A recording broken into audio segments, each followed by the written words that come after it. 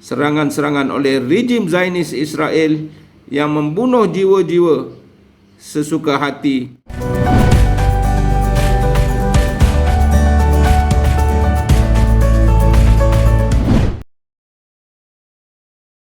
Bismillahirrahmanirrahim. Alhamdulillahirabbil alamin wassalatu wassalamu ala sayyidina Muhammadin asrafil mursalin wa ala alihi washabbihi ajmain. Rabbi shrah li sadri wa yassir li amri wa hlul 'uqdatam min lisani yafqahu qawli. Tuan-tuan dan puan-puan yang dikasihi, Assalamualaikum warahmatullahi wabarakatuh. Alhamdulillah, kita melihat sejenak apa yang berlaku di dunia hari ini. Saya melalui segmen ini saya ingin membicarakan tentang isu Palestin, sebuah buku yang ditulis oleh Dr. Raghib Asy-Syirjani yang diterjemahkan ke dalam bahasa Indonesia, yang bermaksud Palestina, kewajiban yang terlupakan. Palestina, kewajiban yang terlupakan. Buku ini sangat menarik, tuan-tuan dan puan-puan, kerana membicarakan tentang bagaimanakah kita hari ini, umat Islam hari ini, tidak terkecuali dalam posisi apa pun kita.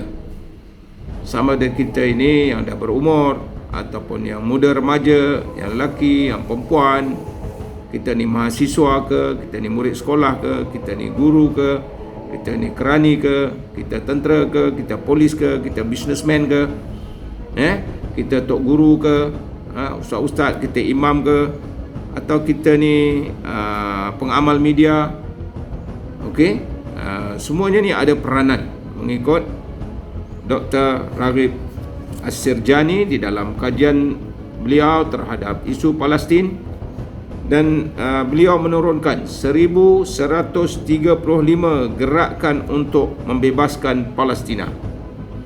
1135 gerakan untuk membebaskan bumi Palestina. Tuan-tuan dan puan-puan, kita semua sedar bahawa Palestina hari ini telah dikuasai oleh rejim Zionis Israel yang zalim, yang tidak ada kena-mengena dengan ajaran sebarang agama, iaitu rejim Zionis Israel. Zionis yang diambil daripada, kononnya daripada Zion.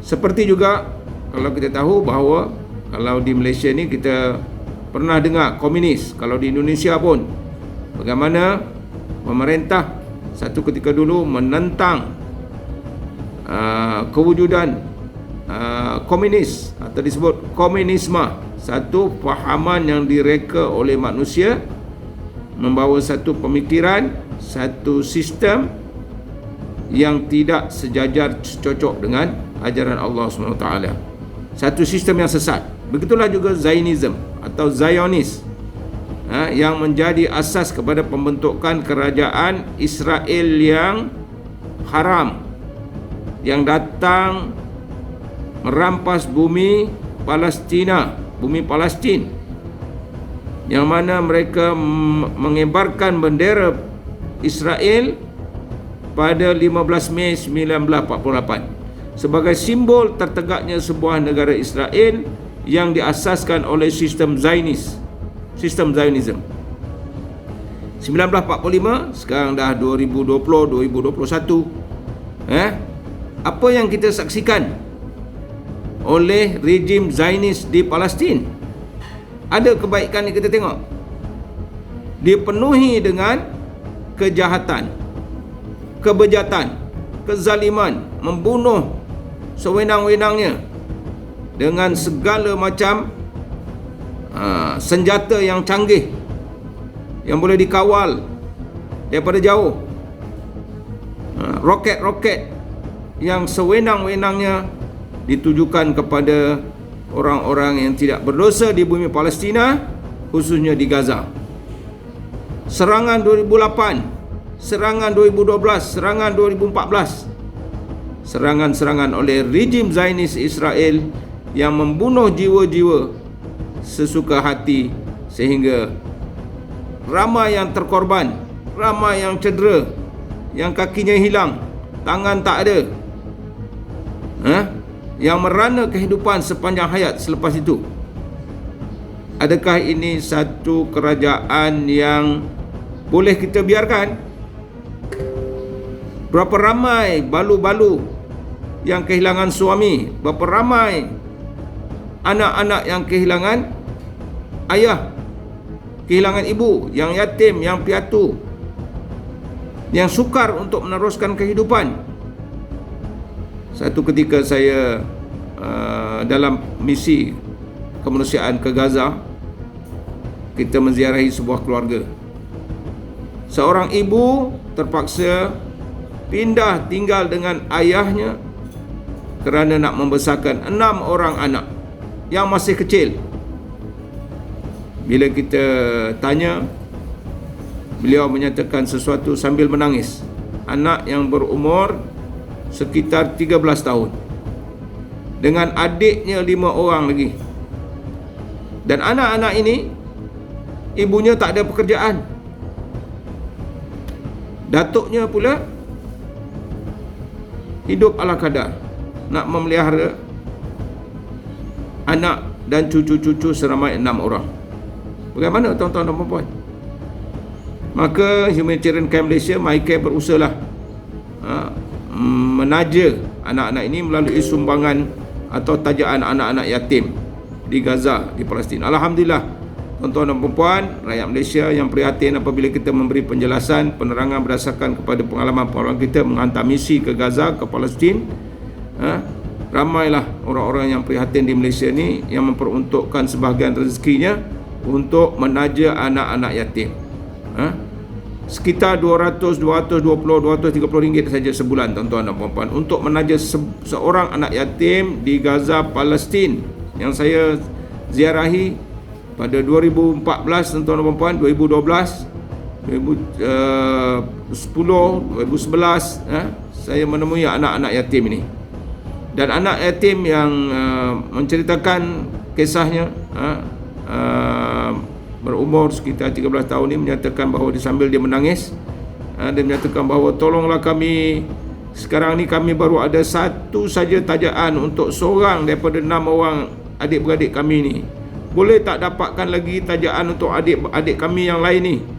Daripada 6 orang ni kami dapat satu tajaan saja. Bermakna lebih kurang RM220 tu dibahagi kepada 6 dalam sebulan.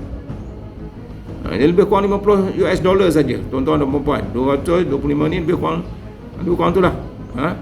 Jadi tak mencukupi. Jadi kena banyakkan lagi sumbangan kita kepada Palestina, kepada Palestin.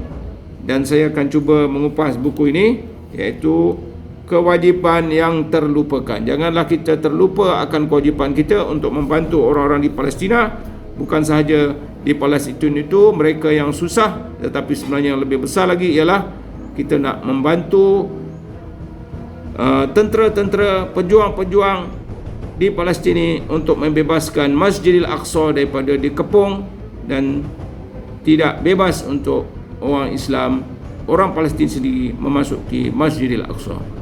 Tuan-tuan dan puan-puan, saya akan bahagikan perkongsian ini dalam video yang pendek, sekitar tidak melebihi 10 minit insya-Allah, dan saya akan cuba mengupas buku yang ditulis oleh Syekh Dr. Raghib As-Sirjani.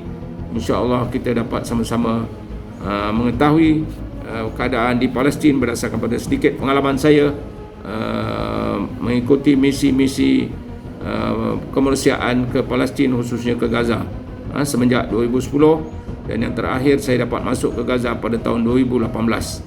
InsyaAllah kita teruskan perjuangan kita membantu mereka yang memerlukan, agar mereka terus tabah dan terus berjuang untuk membebaskan bumi Palestin keseluruhnya daripada cengkaman Zionis Israel, dan untuk kita membebaskan Masjidil Aqsa yang kita cintai, yang mana insya-Allah satu masa kita akan dapat bersama-sama solat di Masjidil Aqsa dalam keadaan Israel Zionis kita kalahkan sepenuhnya, dan berbondong-bondong kita ke Masjidil Aqsa, bersolat di Masjidil Aqsa sepuas-puasnya. Tapi masa ini adalah masa untuk kita membantu mereka, melalui usaha-usaha di tempat masing-masing, di penjuru masing-masing. Sama ada kita di kampung, di bandar, di sekolah, di pejabat, di masjid, di kampung halaman dan sebagainya. Sekian dahulu, wabillahi taufiq wal hidayah. Wassalamualaikum warahmatullahi wabarakatuh.